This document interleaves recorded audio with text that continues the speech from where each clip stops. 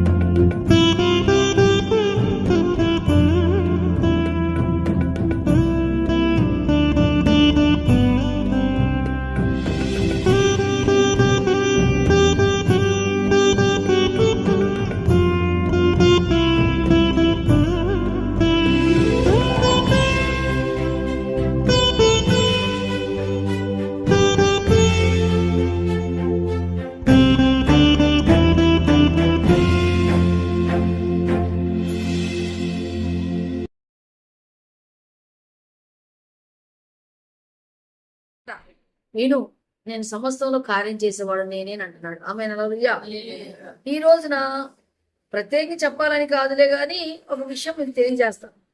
ఈ రోజు ఏంటమ్మా అంటే ఇండిపెండెన్స్ డే. ఇండిపెండెన్స్ డే అంటే స్వాతంత్ర దినోత్సవం. ఈరోజు మనకి ఎందుకు ఇది చేసుకుంటున్నాం పండుగలాగా?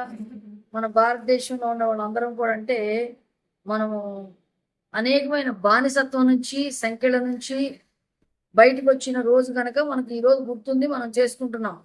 అయితే ఇదే బానిసత్వం నుండి దేవుడు కూడా కొన్ని వేల సంవత్సరాల క్రితం వాళ్ళు విడిపించాడు. ఎవరిని? ఇశ్రాయేలుని. ఎవరిని? ఇశ్రాయేలుని. చూడండి ఒకసారి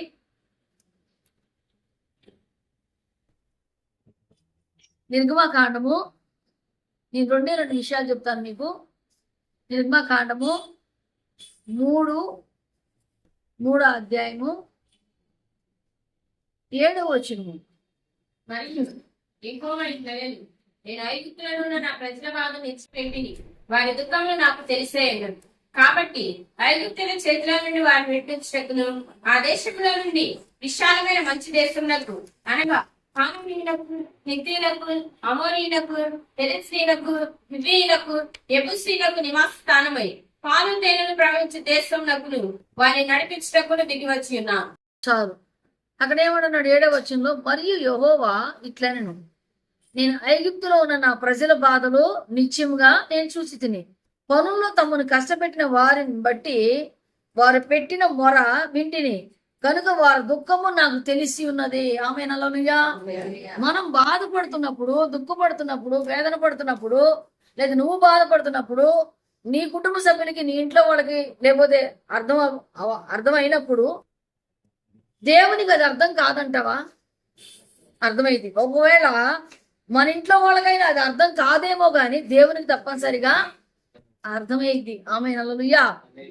అందుకే వాళ్ళందరికీ నివాస స్థలమైన ఆ కానాను అంటే అనగా పాలు తేనెలు ప్రవహించు దేశమును వారికి ఇచ్చుటకు నేను దిగి వచ్చి ఉన్నాను. ఆమె హల్లెలూయా. వాళ్ళు ఎన్ని సంవత్సరాలు బానిసత్వం చేశారు ఇశ్రాయేలు ఐగుప్తులో? 400 ఏండ్లు. ఎన్ని సంవత్సరాలు? 400 ఏండ్ల తర్వాత దేవుడు వాళ్ళ మొర విని, వాళ్ళ బాధ విని వాళ్ళ కోసం దిగి వచ్చానని చెప్తున్నాడు. ఆమె హల్లెలూయా. అయితే వాళ్ళు కత్తి, ఈట, డాలు ఏమీ లేకనే ఏం చేశారమ్మంటే దేవుని మాట చొప్పున అక్కడ యుద్ధం జరిగింది. ఏం జరిగింది? దేవుని మాట చొప్పున యుద్ధం జరిగింది. ఎర్ర సముద్రం రెండుగా చీలిపోవాలన్నప్పుడు చీలిపోయింది. అనేకమైన తెగుళ్ళు, అనేకమైన వర్షాలు, అనేకమైన వాటినన్నిటి ద్వారా దేవుడు ఏం చేశాడంటే వాళ్ళకి విడుదల ఇచ్చేశాడు. ఆమె హల్లెలూయా. అయితే ఇశ్రాయేలు 400 సంవత్సరాలు బానిసత్వం చేసి వారి పక్షాన యుద్ధం చేసింది ఎవరు? వారికి నాయకుడిగా ఉంది ఎవరు? వాడు నడిపించింది ఎవరంటే వాళ్ళకు తెలిసింది మోషే. మోషేతోనే దేవుడు ఆ మాట అంటున్నాడు. చూడు 3:2 చూడు ఒకసారి. ఒక పొద నడిమిని అగ్ని జ్వాలలలో యెహోవా దూత అతనికి ప్రత్యక్షమాయెను. అతడు చూసినప్పుడు అగ్ని వలన మూడు అప్పుడు మోషే ఆ పొద ఏల కాలిపోలేదు. నేను ఆ తట్టు వెళ్లి ఈ గొప్ప మీద చూచేదని అనుకోయాను. దానిని చూచుటకు అతడు ఆ తట్టు వచ్చి యెహోవా చూచాను. దేవుడు ఆ పొద నడుమ నుండి మోషే మోషే అని అతనిని పిలిచాను. అందుకు అతడు చిత్తము ప్రభువా అనెను. అందుకు ఆయన దగ్గరకు రావద్దు, నీ పాదముల నుండి నీ చెప్పుల విడువము, నీవు నిలిచిన స్థలము పరిశుద్ధ ప్రదేశము అనెను. చాలు ఆమె హల్లెలూయా. అంటే ఇప్పుడు దేవుడు ఎవరిని ఎన్నుకున్నాడు ఆ పని చేయటానికి? మోషేని ఎన్నుకున్నాడు. ఇలా మనం చెప్పుకుంటా పోతే మన కుటుంబంలో కూడా, మన ఇంట్లో, మన ఊర్లో, మన లేకపోతే సమాజంలో అలా చెప్పుకుంటా పోతే దేవుడు ఒక్కొక్క సందర్భం ఒక్కొక్క వ్యక్తిని ఎన్నుకుంటాడు. నేనే కష్టపడుతున్నాను మా ఇంట్లో అంటాం అంటే దాని అర్థం ఏంటి? నిన్ను ఎన్నుకున్నాడని. ఏంటి? లేదు మీ కుటుంబంలో మీ కుటుంబ సభ్యులు లేదా మీ కుటుంబస్తులు నిన్ను ఎన్నుకున్నారని. ఎన్నుకోకుండా ఎవడు కూడా నాయకత్వం చేయలేడు. అయితే ఇక్కడ దేవుడు ఎన్నుకున్నాడు. ఎవరు ఎన్నుకున్నారు? దేవుడు ఎన్నుకున్నాడు మోషేని. అందుకే మోషే ఏం చేశాడమ్మంటే దేవుడు చెప్పిన పని చేసుకుంటూ వచ్చాడు. అక్కడ అంటాడు మోషేని ఎన్నుకున్నాక, నేను వెళ్ళదయ్యా, నాకు భయము, వాళ్ళు నా మాట వినరు అంటాడు. అప్పుడు అంటాడు, నేను నీ తండ్రి అయిన అబ్రహాం దేవుడును, ఇసాకు దేవుడను, యాకోబు దేవుడును అని చెప్పి మోషేతో మాట్లాడతాడు. ఇప్పుడు మోషే విశ్వాస కాదా? అప్పుడు నీ తండ్రి మోషే విశ్వాస కాకపోతే ఏమనేవాడంటే, నేను అబ్రహాం దేవుడను, ఇసాకు దేవుడను, యాకోబు దేవుడును అనేవాడు. నీ తండ్రి అని అక్కడ సంబోధించేవాడు కాదు. ఆమె హల్లెలూయా.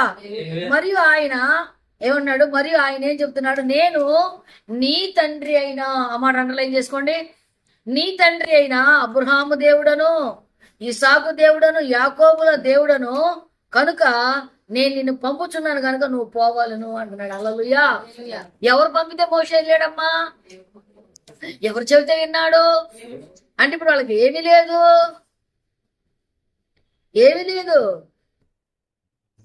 స్వతంత్రం లేదు.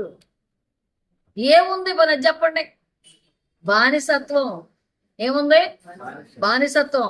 ఆ బానిసత్వం నుండి వాళ్ళు విముక్తి కావాలంటే, మరియు వారు పెట్టిన మొర నేను విన్నాను, నా ప్రజల బాధలు నేను చూశాను, పనుల్లో వాళ్ళు కష్టపెట్టిన దాని నిమిత్తము నేను ఆ మొర వింటిని గనక వారి దుఃఖమును నాకు తెలిసే ఉన్నదని దేవుడు మోషేతో చెప్తున్నాడు. ఎవరు చెబుతున్నాడు? దేవుడు మోషేతో చెప్పి, నేను దిగి వచ్చాను గనక ఇప్పుడు ఏం చేస్తావంటే నీవు నా పక్షమున బయలుదేరెళ్ళుము. ఏమంటున్నాడు? నా పక్షమున బయలుదేరము. నేను ఒక దేశం వాళ్ళకి ఇస్తున్నాను. ఏం దేశం ఇస్తున్నాను? కానానీలకు, ఇఫ్తీలకు, పెరిచీలకు నివాస స్థలమైన పాలు తేనెలు ప్రవహించు దేశమును వారికి ఇచ్చిదనని ప్రమాణం చేశాడు. ఆమె హల్లెలూయా. ప్రమాణం చేసిన దేవుడు మానేశాడా? మానేలా. ఆమె హల్లెలూయా. అయితే వాళ్ళు ఎలాగ దేవుడు వారి పక్షాన్ని యుద్ధం చేశాడు. సినిమాలో ఒక పాట వచ్చినా ఒక మాట వచ్చినా కానీ ఎంత మురిసిపోతామో. కానీ దేవుడు మోషే నాయకుడిగా పెట్టి దేవుడే మన పక్షాన ఉన్నాడు. నిర్గమాకాండము 14:13 అందుకు మోషే, భయపడకుడి, యెహోవా మీకు నేడు కలుగ చేయ రక్షణను మీరు ఊరక నిలిచి చూడండి. మీరు నేడు చూసిన ఐగుప్తీయులను ఇక మీదట మరి ఎన్నడూ చూడాలి. చాలు 12 కూడా చూద్దాం. మా జోలికి రావద్దు, ఐగుప్తీయులకు దాసులు మగుదుమని ఐగుప్తులు మేము నీతో చెప్పిన మాట ఇదే కదా. మేము ఈ అరణ్యంలోని చచ్చిన కంటే ఐగుప్తీయులకు దాసులు మగుటైన మేలని చెప్పింది. అందుకు మోషే, చాలు మా జోలికి రావద్దు. బాగా ఏనండి, మా జోలికి రావద్దు. ఐగుప్తులో ఏమన్నాడు? ఐగుప్తులో చచ్చుటి కంటే, మా అరణ్యంలో చచ్చుటి కంటే ఐగుప్తులో మేము వారికి దాసులై ఉండటమే మంచిది కదా, మా జోలికి రావద్దని చెప్తున్నాడు. మనకి ఏదైనా కష్టం వచ్చింది అనుకో, బాగా బాధ వచ్చింది, భార్యాభర్తల మధ్య ఒకటే గొడవలు, ఎంతవరకు వదిలేసి వెళ్ళిపోదాం అనుకుంటాం. వదిలేసి వెళ్ళిపోతే మనకు ఏమైనా లాభం ఉంటుందా? కానీ బాధ అట్లా ఉంటుంది. నేను తప్పంటల్లా, మీ పెయిన్ అలాంటిది. సరే, భార్య భర్తలు బాగానే ఉంటారు, గొడవలే ఉండవు. పిల్లలతోటి, పిల్ల వల్ల, కూతురు వల్ల, కొడుకు వల్ల, వాళ్ళ వల్ల టార్చర్. సరే, వాళ్ళని వదిలేసి వెళ్ళిపోదాం అనుకుంటాం. లేదు, వాళ్ళు మనం వదిలేస్తే వాళ్ళు మనం వదిలేరు, మనం వాళ్ళని వదిలేయడానికి కూడా కుదరదు. ఆమె నల్లదియా. ఇది కూడా బాగానే ఉంటది, భార్య భర్తలు బాగుంటారు, ఇల్లు బాగుంటది, పిల్లలు కూడా బాగుంటారు. పక్కింటి వాళ్ళతో గొడవ, మనం ఏం చేసినా తప్పే అంటారు వాళ్ళు. గొడ్లు ఆరేసుకున్నా తప్పే, ఉతికినా తప్పే, పిండినా తప్పే, ఊడ్చినా తప్పే. అసలు ఇలా మూలాన్ని ఇల్లు వదిలిపెట్టి వెళ్ళిపోతే బాగుండు. ఇలా మూలాన్ని ఇల్లు వదిలిపెట్టి వెళ్ళిపోతే, వదిలిపెట్టి మనం వెళ్ళామనుకో నష్టపోయేది మనమే. లేదు, వీళ్ళు అద్దుకున్నారు, వాళ్ళు ఉండకూడదు ప్రభు అని ప్రార్థన చేసామనుకో దానికంటే చెడిపోయింది వచ్చింది ఇంటి పక్కకి. ఇదన్నా నయ్యం, అన్ని తిట్టినా కానీ ఒకసారి పలకరించింది అమ్మ బాగుండమా అని. ఇప్పుడు వచ్చింది అంతకంటే అంతికాలపది. అప్పుడు మనం చెయ్యాల్సింది ఏంటమ్మా అంటే, ఇలాంటి మాటలు నేను ఎప్పుడు వినకూడదు ప్రభా. ఏం చేయాలా? ఇలాంటి మాటలు నేను ఎప్పుడు వినకూడదు, నా వల్ల కాదు, నేను పడ్డాను. నువ్వేం చేస్తావు నాకు తెలియదు, తనతో నువ్వు మాట్లాడు. ఎవడు మాట్లాడతాడో మాట్లాడ్డా. ఈ రోజు చెప్పావు మాట్లాడు, రేపు చెప్పావు మాట్లాడు.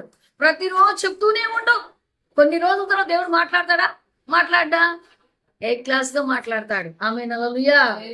అలాంటి వాళ్ళు నీకే రేపు సాయం చేస్తామంటారు. ఏమంటారు? నిన్ను చంపాలని చూసిన వాళ్ళు, నిన్ను చంపేయాలి, అసలు నువ్వు ఇంట్లో ఉండకూడదు. ఇప్పుడు వాళ్ళ పిల్లం వాడి ఇంట్లో వాడుతూ ఉంటే నీకేంటి బాధ? అసలు నువ్వు ఉండకూడదు, దాన్ని అసలు బయటికి లాక్కు రావాలంటారు.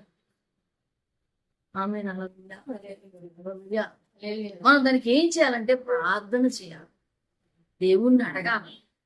ఇప్పుడు అంత ఇశ్రాయేలుకి విడుదలిచ్చి, అంత ఇశ్రాయేలుకి 400 బానిసత్వం తర్వాత స్వతంత్రం ఇచ్చిన దేవుడు మనకి గొడవల నుంచి, ఈ తగాల నుంచి, ఈ యొక్క సమస్యల నుంచి, ఈ పిల్లల గురించి, ఈ భర్త గురించి, భార్య గురించి, అప్పుల గురించి, రోగాల నుంచి, దెబ్బల నుంచి మనకి విడుదల ఇవ్వడా? ఇస్తాడేవడా? ఇస్తాడు. మరి ఎందుకు ఇవ్వట్లేదంటే మనం అడగకపోవడం ద్వారా. ఎందుకంట ఇక్కడన్నాడు, వాళ్ళు కూడా చెబుతారు, అయ్యా అయ్యా ఏంటి మోషే మా జోలికి రావద్దయ్యా, మేము అరణ్యంలో చచ్చిపోయే కంటే, తిండి లేక, నీళ్లు లేక, నిద్ర లేక, భోగ లేక చచ్చే కంటే మేము ఐగుప్తులో సాగుట మంచిదే. ఎక్కడ చచ్చిపోతారంట? చాలా మంది అంటారు, ఎందుకో బతికిచ్చో, చచ్చిపోతే బాగుండేది కదా. అది చేయలేక ఇది చేసింది. హల్లెలూయా అని చెప్పిన తర్వాత అక్కడ అంటున్నాడు, మోషే మీరు భయపడకుడి. 13వ వచనం. అందుకు మోషే, భయపడకుడి, యెహోవా మీకు నేడు కలుగజేయ రక్షణను మీరు ఊరంతా నిల్చుండి చూడండి. మీరు నేడు చూసిన ఐగుప్తీయులను ఇక మీదట మరి ఎన్నడూ చూడరు. చాలు చాలు చాలు. అందుకు మోషే, భయపడకుడి, యెహోవా నేడు మీకు కలుగజేయబోయే రక్షణను ఊరకనే నిలిచుండి చూడుడి. నేడు చూసిన ఐగుప్తీయులను ఇక మీదట మీరు ఎన్నడూ కూడా చూడరు. 14వ వచనం. యెహోవా మీ పక్షమున యుద్ధము చేయనని మీరు యుద్ధము చేయను, మీరు ఊరకనే ఉండవాలని ప్రజలతో చెప్పాను. ఆమె హల్లెలూయా. హల్లెలూయా. ఇప్పుడు మనం ఏం చేయాలా? ఆ సమస్య వచ్చినప్పుడు ఏం చేయాలా? దేవుని చేతికి అప్పచెప్పేయాలా.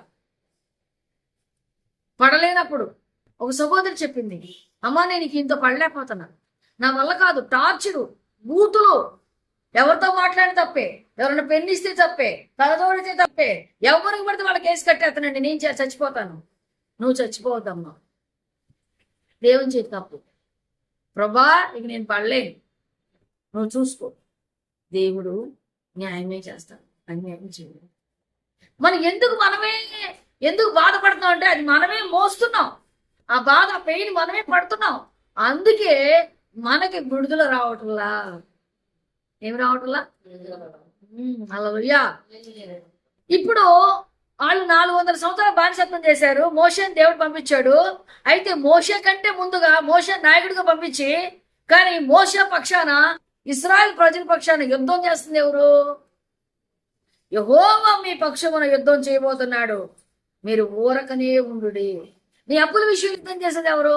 నీ సమస్యల విషయం యుద్ధం చేసేది ఎవరు? నీ కుటుంబ విషయంలో యుద్ధం చేసేది ఎవరు? నీ బిడ్డల విషయంలో, నీ ఇంటి విషయంలో, నీ కలిగిన సమస్యలు యుద్ధం చేసేది ఎవరంటే దేవుడే. ఎవరంట?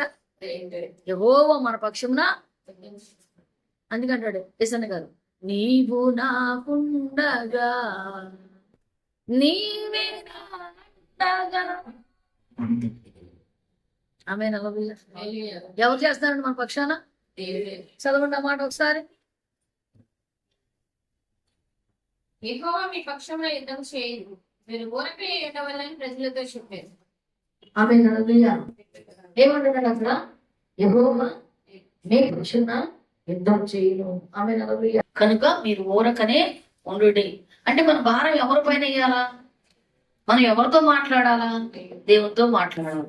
అయితే దేవుడు మనల్ని విడిపిస్తాడా విడిపించడంటే ఆయన అంటున్నాడు, నేను నిన్ను విడిపిస్తాను, పాలు తేనెలు ప్రవహించే దేశంలో పంపిస్తాను అంటున్నాడు. మీకా 7:15. నేను ఐగుప్తు దేశంలో నుండి వచ్చినప్పుడు జరిగినట్టుగా నేను జనులకు అద్భుతములను కనపడుతుంది. చాలు. ఏం చేస్తాడంట? ఐగుప్తు దేశంలో నుండి వచ్చినట్టుగా నేను జనులకు అద్భుతాలు కనపరుస్తాను. దేవుడు అరణ్యంలో అద్భుతాలు చేశాడు, ఎర్ర సముద్రం దగ్గర అద్భుతాలు చేశాడు, సినాయి ప్రాంతంలో చేశాడు, సీను అరణ్యంలో చేశాడు, ఎత్తైన కొండపైన అద్భుతాలు చేశాడు. ఆమె హల్లెలూయా.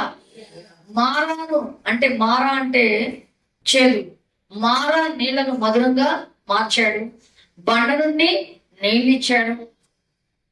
అంతేకాకుండా మన్నాను ఆకాశం నుండి కురిపించాడు. వాళ్ళు చేపలు మాంసం అడిగినా వాళ్ళకి చేపల మాంసము పెట్టాడు 6 లక్షల జనానికి. ఎందుకంటే దేవుడు వాళ్ళని ఇష్టపడి తెచ్చుకున్నాడు గనక, విడిపించాడు గనక వారి పక్షాన ఆయన యుద్ధం చేశాడు. ఆమె హల్లెలూయా. హల్లెలూయా.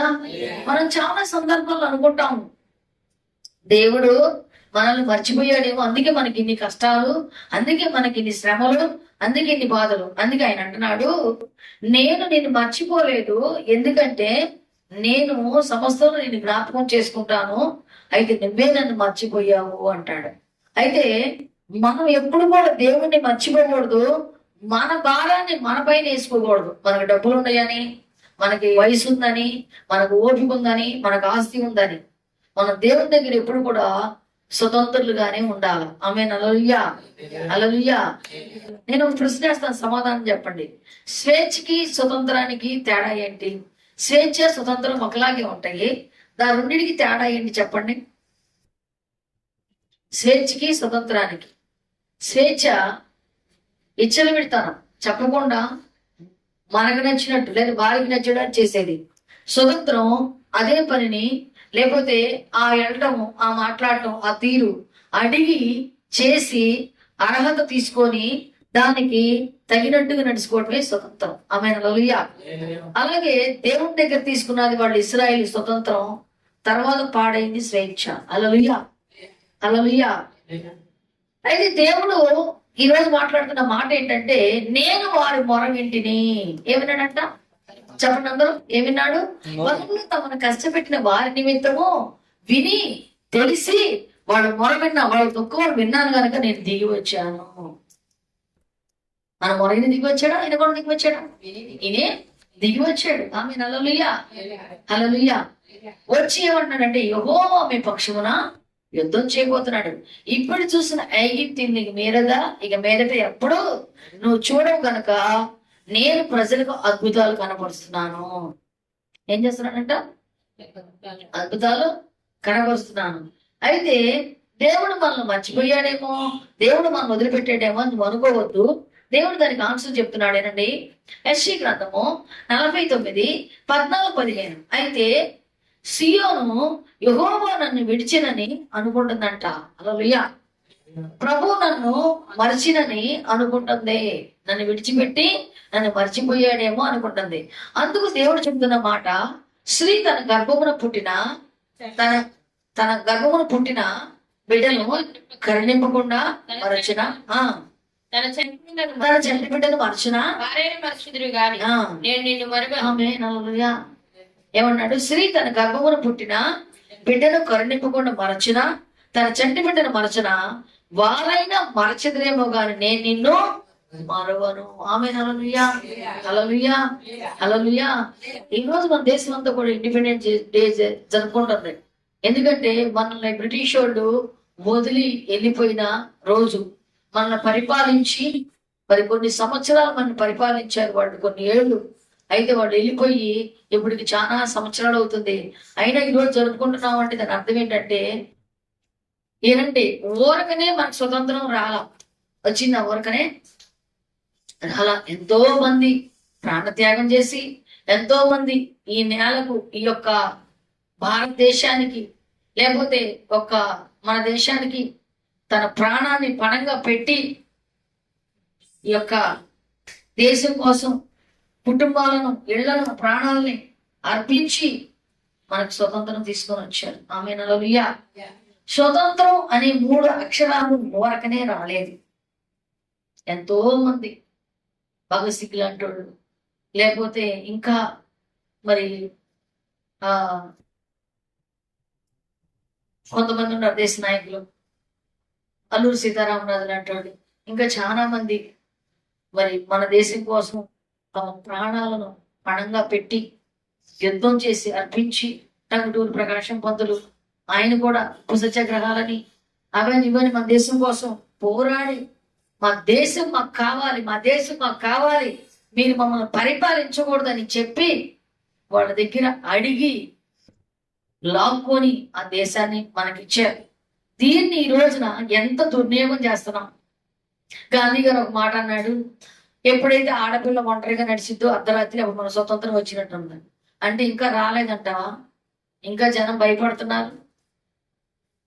కామెంట్ కాదు, నిజంగా భయపడుతున్నారు వెళ్ళాలంటే. అంటే ఇంకా రాలేదంటావా? తెల్లోడు మన దేశాన్ని వదిలిపెట్టి ఎప్పుడో వెళ్ళిపోయాడు, కానీ నల్లోడు మనం పీకి తింటానే ఉన్నాడు. ఇంకా అదని ఇదని సమస్యలని, ఏడని బయటకు వెళ్తే ఆడపిల్లల మీద నిందలని, అవమానాలని, ఈ రోజు కూడా ఆడదే ఏడది, ఆడదేశం ఏడదేశం అని అంటున్నారు. కానీ మన దేశంలో పసి పిల్లలకు కూడా సేఫ్టీ లేదు. పసి పిల్లలు కూడా అరాచకంగా, అమానుషంగా, నిర్దాక్షిణ్యంగా వాళ్ళ జీవితాన్ని పాడు చేసేసి చంపేస్తున్నారు. కొంతమంది పిల్లల్ని చంపి పడకబెడుతున్నారు. ఇలా రకరకాలు. అంటే ఇంకా మన దేశంలో మనం స్వతంత్రంగా బతికే రోజు ఇంకా రాలా. పసిపిల్లలను బయటికి పంపించాలంటే భయము, మగపిల్లలు పంపించాలంటే భయము, ఆడపిల్లలు పంపించాలంటే భయము, వృద్ధులు పంపించాలని వృద్ధులను కూడా పాడు చేసేసే పరిస్థితిలో దౌర్భాగ్యం మన దేశం ఉంది ఈ రోజు. ఆమేన్. హల్లెలూయా. హల్లెలూయా. వాళ్ళు తెచ్చిన స్వతంత్రాన్ని, వాళ్ళు తెచ్చిన లేకపోతే మన దేశాన్ని మనం ఏం చేస్తున్నాం అంటే దుర్వినియోగము చేస్తున్నాం. అసలు స్వతంత్రం అంటే ఏంటి? స్వతంత్రం అనే మాటకి అర్థం ఏంటి? వాళ్ళు ఇచ్చిన దానికి అర్థం ఏంటి? దేవుడు తెచ్చిన దానికి అర్థం ఏంటి? అప్పుడు మీరు అనొచ్చు, దేవుడు ఎక్కడున్నాడు మన మధ్యలో అని. దేవుడు కూడా ఉన్నాడు. ఆమేన్. హల్లెలూయా. ఇచ్చిన దానికి అర్థం ఏంటంటే ఆయన ఒకటే అంటున్నాడు.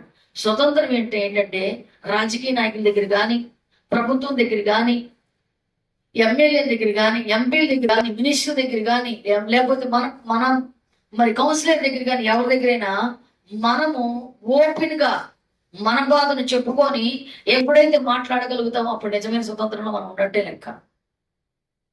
ఒక రికమెండేషన్ కావాలంటే లైన్ లో రోజులు నెల నిలబడితే గానీ మనకు ఒక రికమెండేషన్ లేదు, ఒక మాట చెప్పుకోవడానికి లేదు, ఒక మాట మాట్లాడటానికి లేదు. లేకపోతే ఏదైనా ఉద్యోగాలు చెప్పబెట్టి మనం తీసేయటం, ఎవరికి నచ్చినట్టు వాళ్ళు బతకటం, ఎవరికి నచ్చినట్టు వాళ్ళు చేయటం. ఎందుకు పోతుందో తెలియదు, ఎందుకు ఆగిపోతుందో తెలియదు, ఎందుకు ఆగిపోతుందో తెలియదు, ఏమైపోతుందో కూడా తెలియని పరిస్థితిలో ఉన్నాం మనం. ఆమేన్. హల్లెలూయా. హల్లెలూయా. దానికి ఏంటంటే గవర్నమెంట్ అడగండి. ఎవరిని అడగాల? గవర్నమెంట్ అడిగితే మనకి ఎక్కడిస్తుంది గవర్నమెంట్?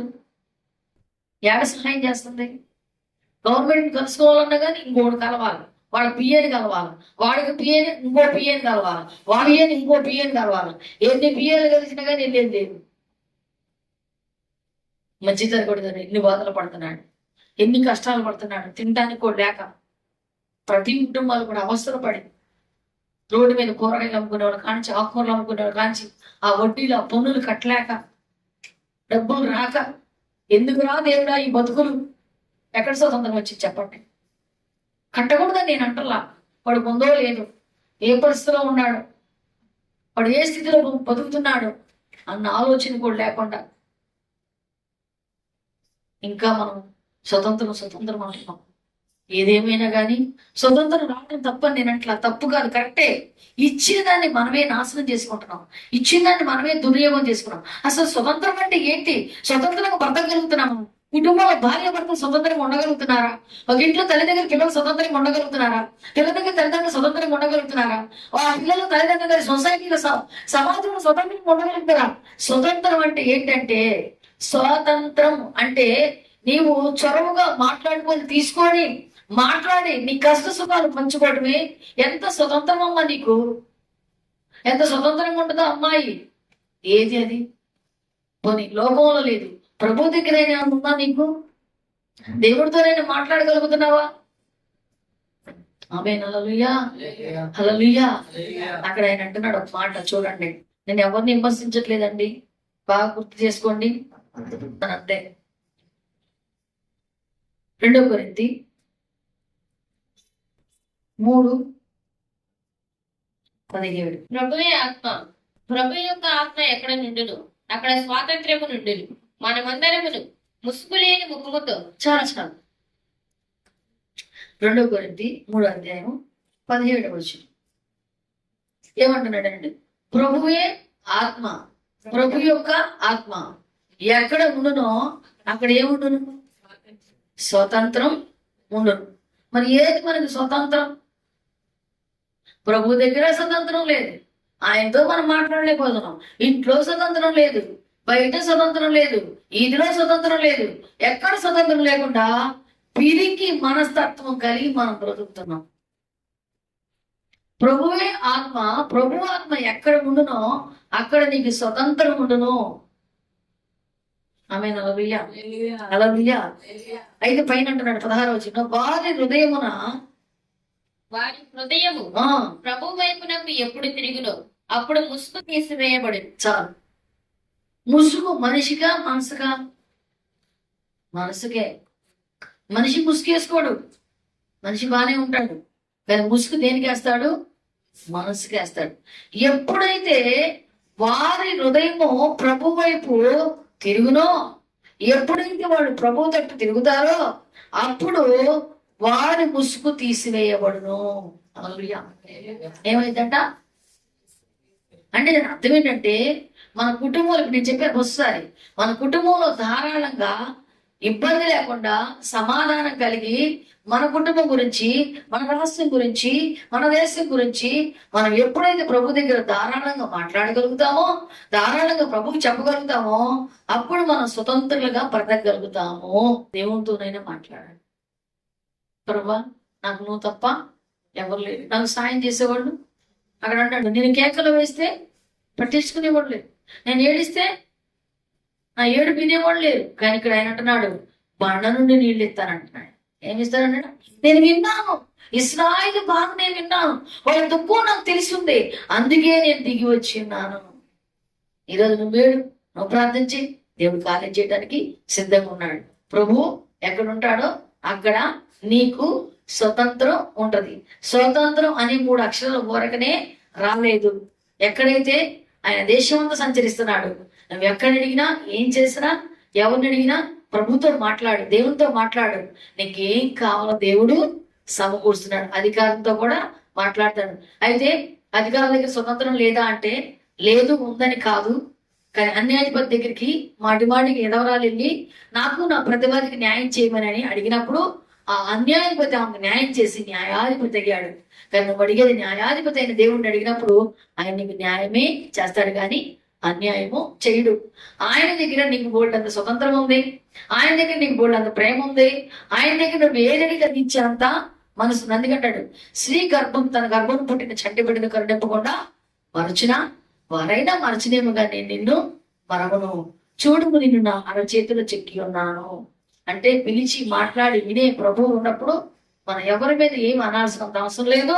దేవుడితో ఉండటం చాలా మంచిది. ఈ స్వతంత్రం, ఈ ఇండిపెండెంట్ డే రోజున నువ్వు కూడా ప్రభుతో ఒంటరిగా మాట్లాడటానికి, స్వతంత్రంగా మాట్లాడటానికి, స్వతంత్రుడిగా మాట్లాడటానికి తీర్మానం చేసుకున్నట్టయితే వచ్చే సంవత్సరానికల్లా నీ బ్రతుకులో అన్ని మంచిగా జరుగుతాయి, చెడు కూడా జరగదు. దేవుడు నేను దీవించి ఆశీర్వదించును గాక. ఈ వాక్యం దేవుడు దీవించును గాక.